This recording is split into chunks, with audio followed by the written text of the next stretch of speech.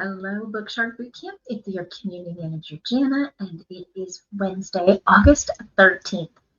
This is session 7, Homeschooling Without Burnout.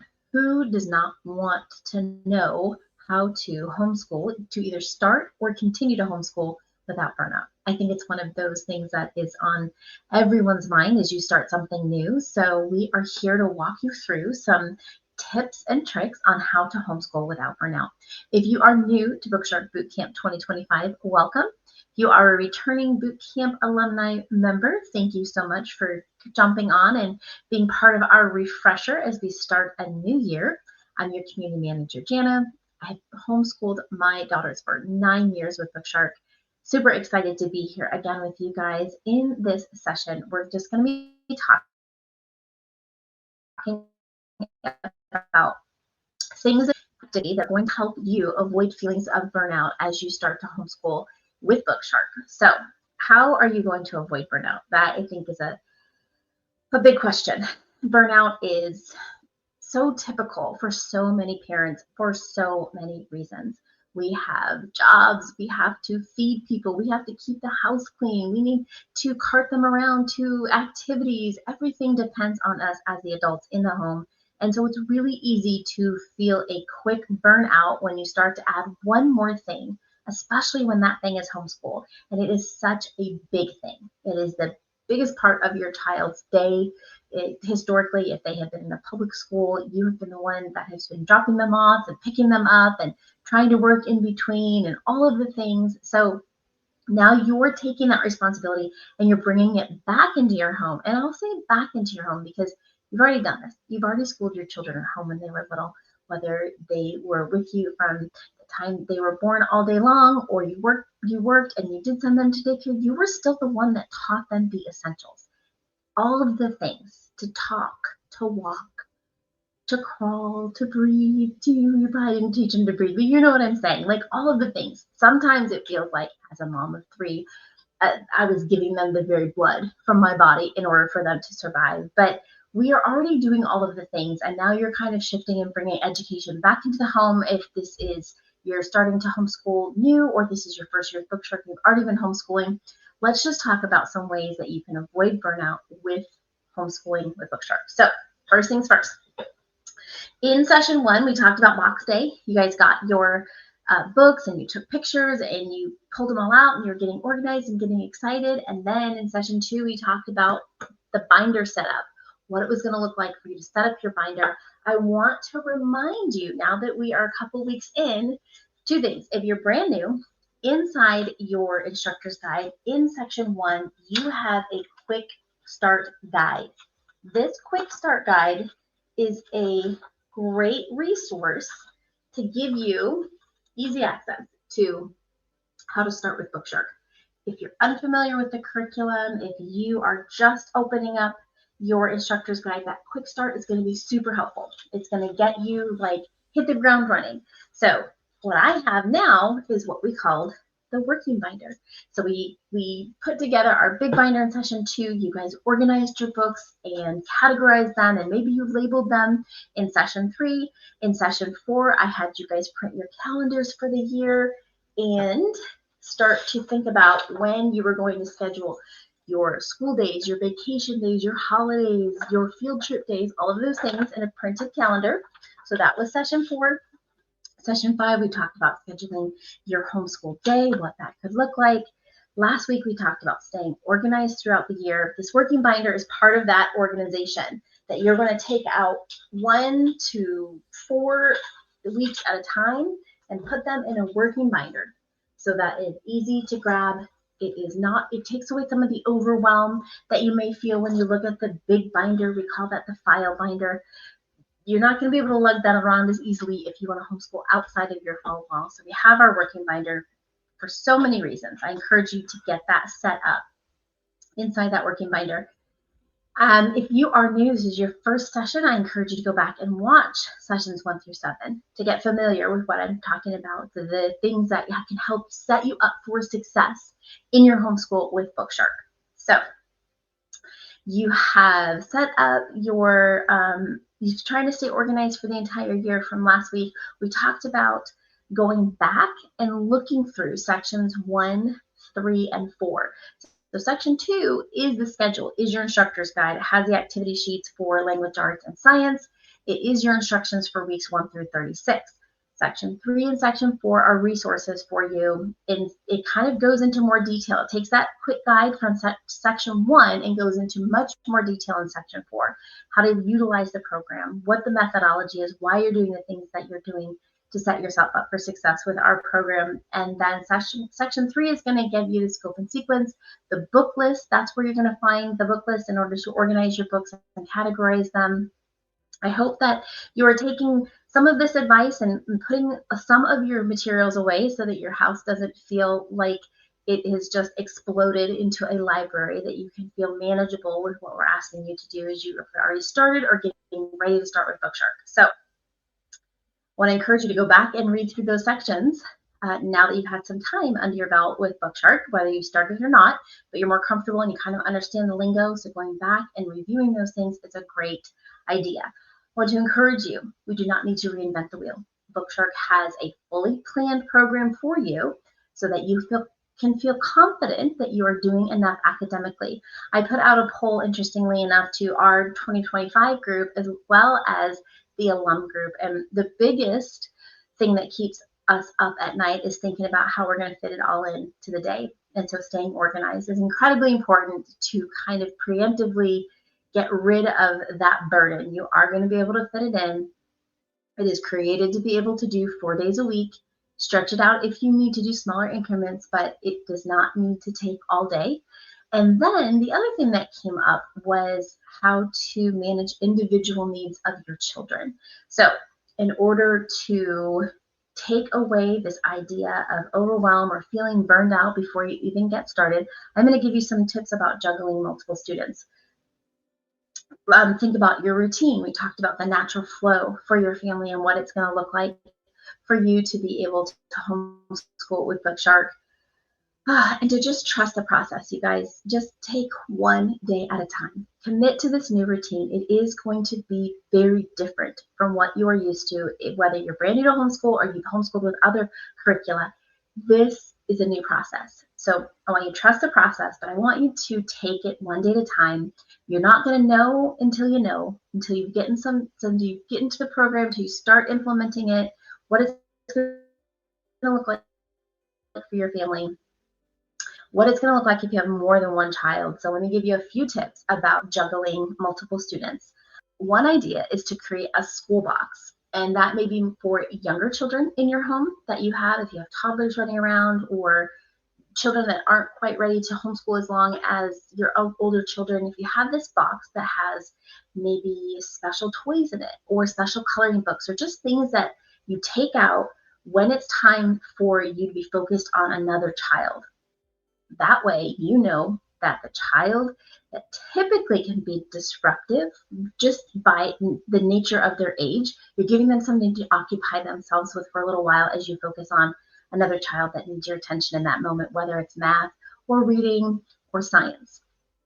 Any of those things. That just history, we talk about the read alouds and the fun inclusivity of our program and how the whole family can get it done. When you're drilling down to some of those core subjects that need individualized attention, language arts, reading, writing, the math, it's great to have ideas to help occupy your other children while you're working one-on-one. So a school box, something special for them, maybe a special toy that they get to play with when it's time for their quiet time to work while you're working with your other student. There's ways that you can, depending on how many children you have in your home, that you can kind of make a schedule and have the older ones occupy the younger ones, and then kind of rotate as you work through those subjects that they need your individual attention.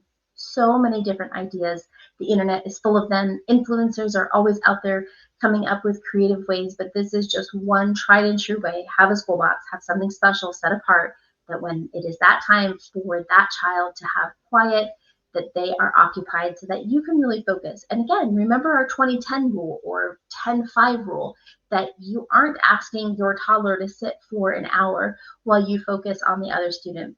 Short increments, making sure you take breaks, that is going to help you stay fresh, and it's also going to help you avoid this idea of homeschool burnout.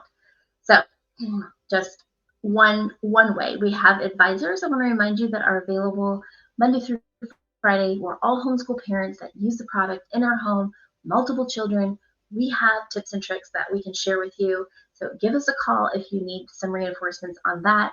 We would love to chat and get you the support that you feel like you need as you venture into this new journey of homeschooling with BookShark. Another really important idea to avoid burnout is to not compare. Don't compare with what you're seeing on social media. It's not real. It is edited and just giving you all the pretty shiny pieces. And so don't think that because your kitchen isn't pristine or your living room isn't redecorated and a minimalist, or your anything, your homeschool doesn't look the same as somebody else's. Do not compare, because social media is only giving you snippets, the highlights, reels. Nobody wants to put their screaming, crying children and mom raising her voice or anything like that out there for everyone to see. So also, don't compare either your experience with what your children are experiencing. You're comparing apples to oranges, totally different. Time, culture, space, so many things have changed.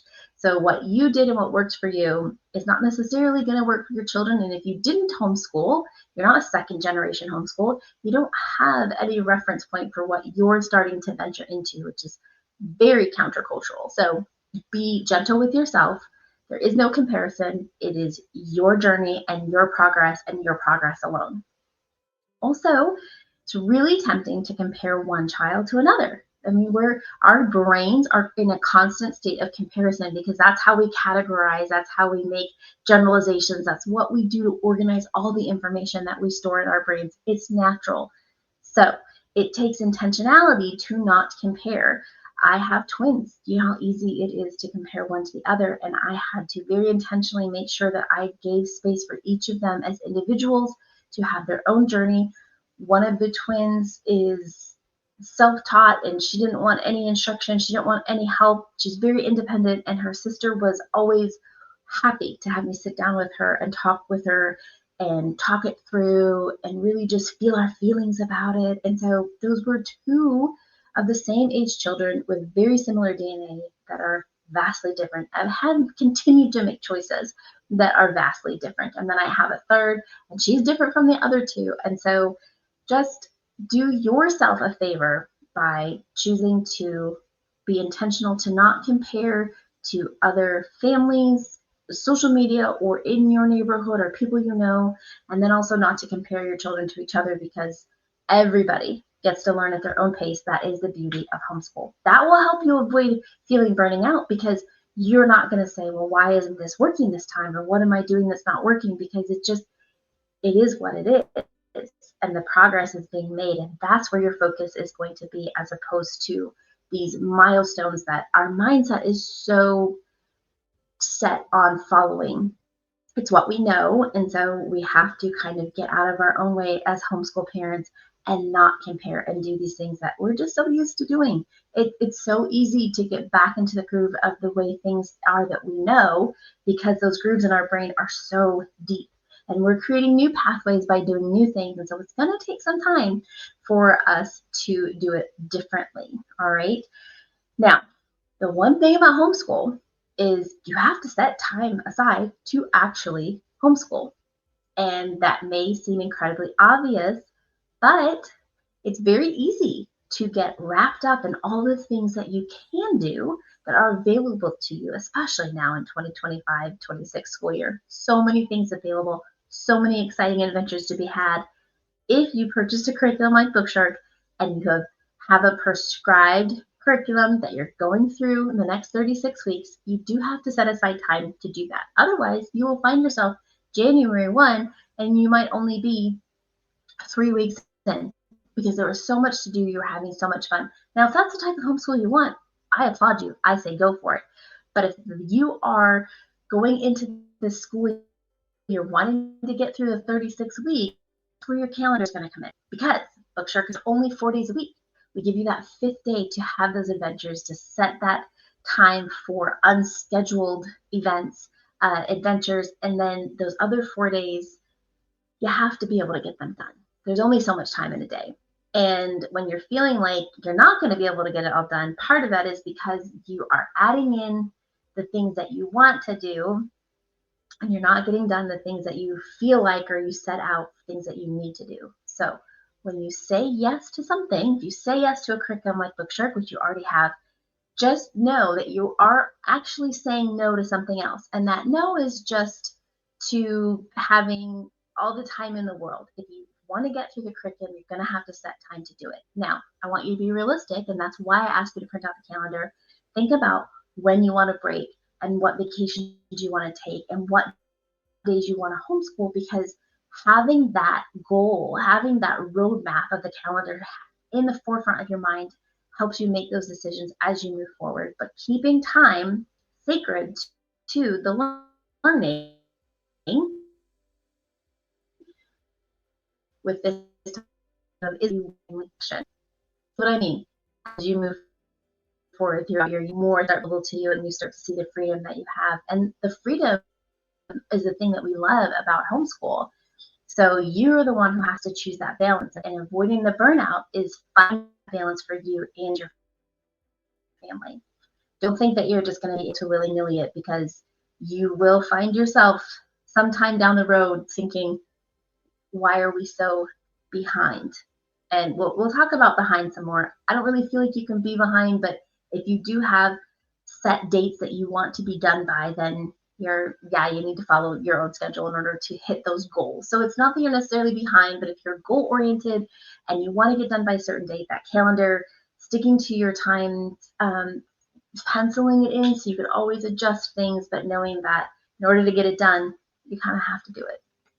So I also want to talk about this idea of field trips, because being outside of the home or learning in a real world experience is one of the beauties and the reasons that we chose to homeschool. So your field trips, that could be anything. It does not have to be an organized trip with an event planner or a certain group of people. Anything that you choose that is going to enhance your child's learning. There are field trip templates in your instructor's guide that you can copy if you need more, if you want to keep a record, if you want to be more organized in where you're going to go and when you're going to go there, and the things that you want to make sure you hit while you're there. All different types of personalities. You have incredibly organized people that do not need a template, because they're going to write it down, they're going to do it anyways. And then you have those who feel very restricted by a template. So all of my tips are there for you to use. You choose not to use them, it doesn't mean you're doing it wrong. It just means that you're doing it your way, and that's what we encourage here at BookShark, okay? I will advise you, again, don't try to sneak in stuff. If you're going to have a field trip day, it just needs to be no school then, or very little school, because I have tried to sneak in stuff and it ended up being tedious at the end. There probably were a lot of tears, and it wasn't worth it. So just remember those days that if you were publicly schooled when you went on a field trip, you guys came back early, you got to put on a movie, you got to just relax, just process the afternoon, the day. So keep that in mind as you are thinking about how you're going to plan your field trips and what that's going to look like in your schedule over the next 36 weeks. Now, for the times when there are tears and pushback and tantrums, and I'm not even talking about from the kids, I'm talking about from the adults in the room, I want to give you guys some ideas on how you can address that. You can decide that it's okay for you and your children to do a reset. And by reset, I mean just a time to walk away, to just kind of pause in the moment where you're at and say, I need to reset. I like this word because obviously it's time alone, it's walking away, it's doing all of these things, but a reset is more focused on the person that's upset versus the people who are in the room with them. And I don't know about your children, but if you have incredibly emotionally sensitive children, or you are incredibly sensitive in your emotions, knowing that when I need to just reset, I don't need to make my kids feel bad about it. I don't need to say, you're causing me to need to walk away. Now, are they the ones causing me to have to walk away? 9 times out of 10, yes. But being the responsible adult that I am, I'm taking the time to reset. I'm taking the time to breathe through my frustration, to kind of check in with myself. Do I need another cup of coffee? Did I skip breakfast? Did my kids skip breakfast? Did they not get enough protein at breakfast? There's so many reasons why we all have those moments of chaos and big emotions. And so allowing yourself, giving yourself and your children permission to reset is a great way to avoid burnout, because you can, in the moment, address what's going on, take a breath, step away, and then come back and restart. One of my girls was incredibly emotionally explosive at a very young age, had very big emotions and did not know what to do with it. And after a little work with a therapist and learning some tools for our family, if she had a bad morning, she would then say, is it okay if I just go reset? And I said, absolutely. And she would go to her room and she would just be by herself. I'm not even sure what she did. And then she would come back out and she had permission to start again. And we didn't have to bring it back up. And it was, if she needed to apologize for something that was done, or I needed to apologize, I think that's great modeling for our kids to be able to recognize when we've made mistakes and be able to ask for forgiveness in those moments. But we just were able to move on. We didn't have to perseverate on it. We didn't have to keep bringing it up. We reset and we move on. So if you choose to use this method of reset, whatever it looks like, whether it's going back to the room, you or your child, taking a quick break, doing some brain, some brain exercises, going out, like I said, going outside, maybe just taking off your shoes and socks and grounding for a minute, like whatever it is you need. My kids always knew when I started to get a little sing-songy is when they knew I was like going to get release it. And so if you start to feel that way, you see your kids sing that way, pause before it explodes, give everyone a chance to reset. And hopefully that will help you guys kind of get back into the groove without losing a whole day. I don't know about you, but sometimes those emotional outbursts just left me so exhausted. I ended up not having the energy to like keep going for it. And it just, and if you need to take a longer break, great. Give yourself permission to do that. It's why we build in those flex days each month. But just know that there's going to be times where you or your child is going to need some reset, okay? One thing that really helps you need less reset as the adult is to fill your own cup. Now, that's going to look so different for everybody. When my kids were younger, filling my own cup meant I stayed up late at night, whether it was reading or binge watching a show. My husband's schedule, he went to bed very early. I'm talking like 8:30, 9. The kids kind of followed his schedule, and then I stayed up well past midnight at times just to get my me time in. If I needed to just space out and watch a show, if I was reading a really good book and I wanted to get it done, I remembered and connected with who I am as a person. You are a parent. If you work in or outside of the home, in addition to all the other things that you are, remembering at your core what you enjoy is going to help see you through the tough days as you homeschool. So connections daily with yourself, whatever that looks like. It doesn't have to be staying up to midnight like I enjoyed it, but it can be getting up early in the morning before everyone else does. It just so many different ways. Breaks, you know what you enjoy, and maybe you've kind of forgotten what you enjoy. So take this time to jot down some of the things that you used to do that you really enjoyed, and that's going to be your go-to list for filling up your cup as you venture in these 6 weeks of giving out to your family, to your children. So daily things for yourself, simple things. They don't have to cost a lot of money. They don't even need to take a lot of time, but just remember the things that you enjoy. Weekly connections. Who is your person? Is it your spouse? Is it your best friend? Is it a parent? Is it just a mentor? I encourage you to set aside time weekly to connect with other adults, however that looks for you, and whomever that is for you. Remember that you are going to be with your children sometimes 24/7, and that may be unusual for you, especially if you're bringing them back into the home after being homeschooled or being in the public arena. So it's going to be totally different. Don't lose those connections. You're not going to have time to do all the things that you wish you could do or you once did before children, but having a weekly connection with your person is going to help keep you grounded and remembering yourself and filling up your cup so that you can continue to pour out to others. So schedule coffee dates, schedule nights out, schedule dates with your spouse or your partner.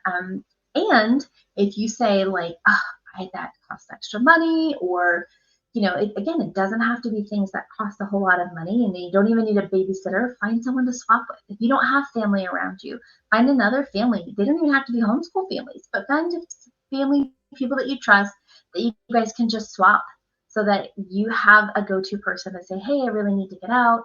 Can you please watch our kids? And then they know that you're going to reciprocate. And it works great, you guys. It doesn't have to be this whole drawn out thing. We used to go camping as a family.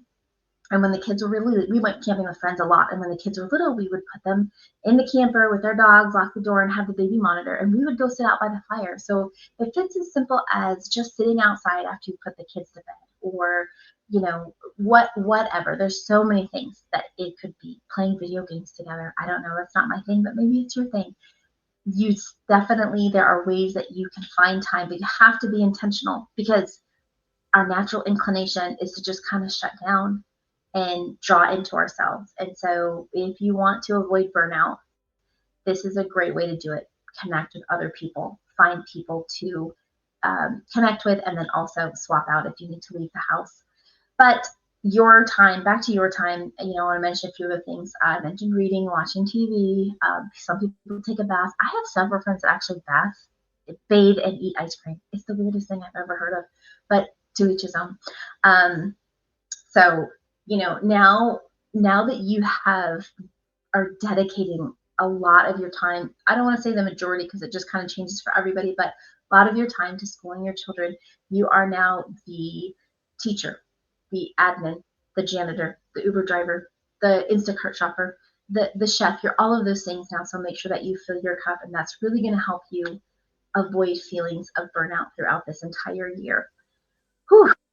Okay, so what is your homework? I would love for you guys to share. What are the things you're going to implement? Where you're going to go, who you're going to go with, or what are you going to do when you are going to fill your cup, to make sure that you are remembering who you are as you are giving out to your children each and every day.